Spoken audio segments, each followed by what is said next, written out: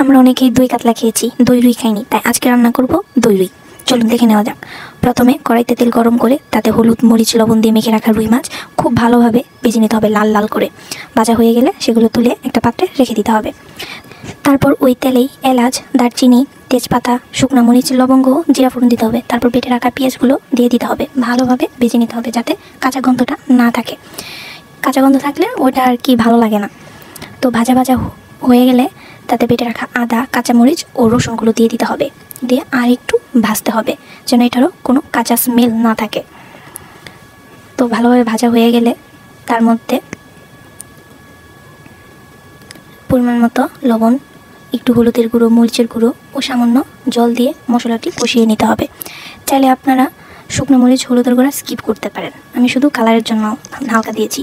তারপর টক দই দিয়ে দিতে হবে, টক দইটা একটু বেশি লাগবে, তাহলে খেতে খুব ভালো হয়। টক দই দিয়ে ভালোভাবে কষিয়ে যখন তেল ছেড়ে দিবে তখন পরিমাণ মতো জল দিয়ে দিতে হবে। ঝোলটা ফুটে গেলে ভেজে রাখা মাছগুলো দিয়ে দিতে হবে।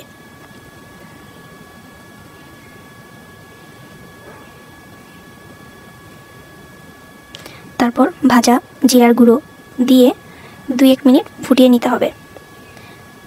তারপর নামানোর আগে গরম মশলা দিয়ে নামিয়ে নিলেই তৈরি হয়ে যাবে দই রুই। এটা খেতে খুবই মজা হয়েছিল, সবাই একবার হলেও ট্রাই করবেন। ধন্যবাদ।